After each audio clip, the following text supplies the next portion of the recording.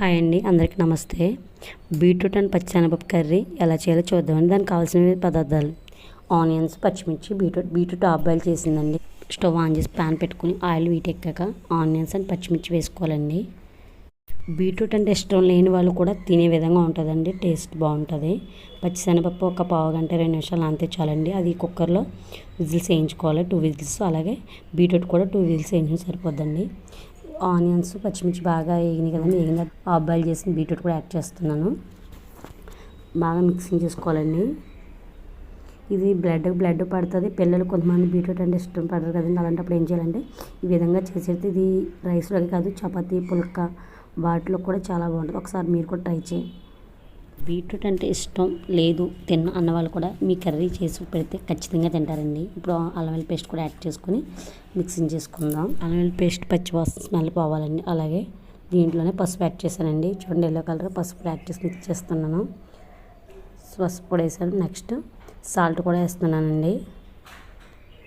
Salt తక్కువ వేసుకోండి, ఎందుకంటే ముక్క ఆల్రెడీ హాఫ్ బాయిల్ చేసింది కదా, ఎక్కువ వేస్తే సాల్ట్ పైపోద్ది ఆ బీట్రూట్ ముక్క అంతా. కాబట్టి శాంపుల్ తక్కువ వేసుకుని లాస్ట్లో అడ్జస్ట్ చేసుకుని తక్కువ అయితే. అలాగే పచ్చిశనగపప్పు యాడ్ చేశానండి.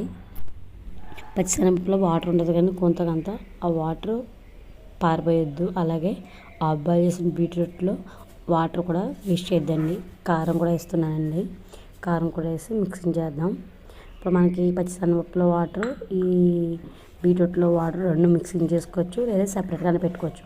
అవైతే మనం కర్రీలో యాడ్ చేస్తాను, లాస్ట్లో చూపిస్తాను. ఇంకా చూడండి, నాదైతే పచ్చిశనగపప్పు అలాగే బీట్రూట్ వాటర్ రెండు మిక్సింగ్ చేసి 1 కప్పు వచ్చిందండి. ఆ కప్పు కూడా వాటర్ కూడా అలా వేసేస్తున్నాను. దీంట్లో మనం సపరేట్గా వాటర్ అయితే యాడ్ చేయాల్సిన అవసరం లేదు, ఇదే వాటర్ యాడ్ చేసుకోండి. బీట్రూట్ వాటర్, పచ్చిశనగపప్పు వాటర్ కప్పు కన్నా ఎక్కువ ఉంటే ఫ్రిడ్జ్లో స్టోర్ చేసుకుని నెక్స్ట్ డే చారుకి అయితే చాలా బాగుంటుందని పాడు చేయొద్దు. అలాగే లాస్ట్లో నేను కొంచెం గరం మసాలా అయితే యాడ్ చేస్తున్నాను. అది ఆప్షన్ అండి, మీకు కావాలంటే వేసుకొని, లేదా స్కిప్ చేయండి. ఓకే, మనకి ఇప్పుడు కర్రీ అయితే ఈ విధంగా రెడీ అయిపోయింది. చపాతీ, రైస్, పుల్కా ఏటిలో కన్నా ద బెస్ట్ కర్రీ. హెల్త్కు టేస్ట్. ఇట్లయితే ఒకసారి ట్రై చేసి చూడండి. చాలా బాగుంటుంది. నాకైతే చాలా ఇష్టం బీట్రూట్ శనగపప్పు కర్రీ. అందుకు నేను మీకోసం వీడియో చేశాను అనమాట.